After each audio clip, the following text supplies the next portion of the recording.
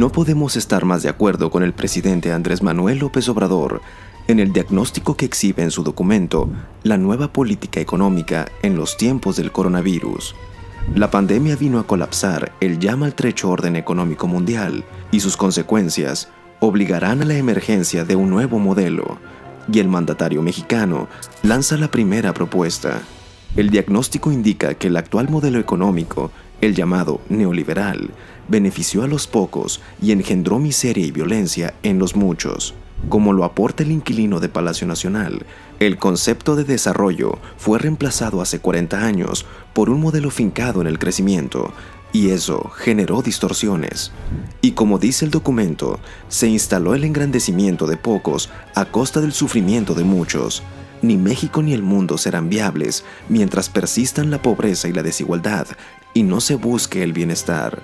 El diagnóstico puede ser acertado, impecable, pero muchas de las recetas que prescribe son las incorrectas, o incluso cotejadas contra la realidad, no tienen la congruencia que la ética pública exige. Veamos. Presume el presidente que la separación entre el poder económico y el poder político se está convirtiendo en una realidad. Sin embargo, esa tesis colapsa cuando conocemos que los constructores de las primeras etapas del Tren Maya, Carlos Slim o José Miguel, son personajes calificados por el presidente mismo como integrantes de la mafia del poder, a la que juraba iba a desterrar. Eso es más de lo viejo. El presidente dice en su documento que se pueden hacer negocios, pero sin influyentismo, corrupción e impunidad. Excelente. Preguntemos entonces, ¿cómo es que en medio de la pandemia abundan los casos de quienes se le asignaron compras de ventiladores a sobreprecio, como el hijo de Manuel Bartlett o a quien fuera director del Fonden en los días de Peña Nieto? Eso es más de lo viejo. El inquilino de Palacio Nacional dice que el sector empresarial de México nos solicitó una tregua en el pago de impuestos. Con todo respeto, la petición empresarial fue por un diferimiento, que es muy distinto a la tregua.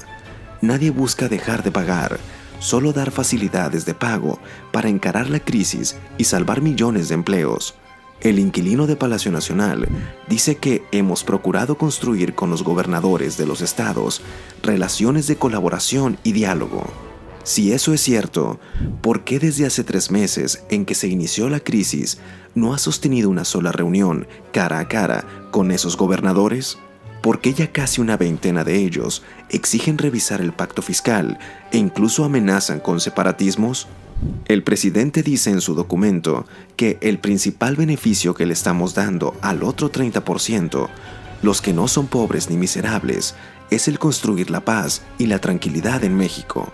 No dudamos de la intención, pero las estadísticas hablan de 46,000 homicidios, récord en el último año. ¿Y qué decir de la liberación de Ovidio Guzmán o del saludo a la madre del Chapo, abuela de Ovidio, en la sierra de Badiraguato? ¿Construir la paz extendiéndole la mano a los narcos y retirándole el saludo a los empresarios? Eso sí es nuevo. El mandatario invoca que no hemos aumentado el precio de las gasolinas, el diésel, el gas y la electricidad. Perdón, pero ese no es un acto de voluntad política, sino una consecuencia del desplome de los precios del petróleo en todo el planeta. El inquilino de Palacio Nacional habla de el enorme campo de negocios que se abre con el TEMEC, advirtiendo que, una vez iniciado el 1 de julio, se crearán más oportunidades de negocios para empresarios y comerciantes. La entrada del TEMEC nada cambia lo que ya se hace. Lo que sí cambiará es que decenas de inversionistas la pensarán 2 veces antes de invertir en México. Los ahuyentará la cancelación por consulta popular de una cervecería o el albazo de la dupla Nale Bartlett, que borró los compromisos de inversión por las energías limpias. El presidente López Obrador habla de la distribución equitativa del ingreso y la riqueza. Mejor sería que habláramos de la generación equitativa, porque para repartir, lo primero que se tiene que hacer es generar. Pero lo más inquietante del documento es cuando advierte que bajo el nuevo modelo, la economía tendrá que ceñirse a la democracia. ¿Podríamos entonces hacer una consulta popular democrática para preguntarle a los mexicanos si quieren pagar impuestos? ¿Acataremos la voz del pueblo bueno y sabio cuando aplastantemente digan que no? El buen espíritu del documento presidencial sobre el nuevo modelo económico en los tiempos del coronavirus se topa con un conflicto de origen cuando se invoca tanto a la democracia. Si de verdad así es, sería bueno conocer con quiénes consensuó el presidente López Obrador el modelo que presentó como un hecho y que ya plantea la propuesta de esa nueva realidad para México y para el mundo. Descubriremos que el diagnóstico impecable se estrella contra esa receta que fue concebida desde la visión de un solo hombre, sin consensos, sin apego a la democracia, a la que tanto se invoca como la columna vertebral de su visión futurista.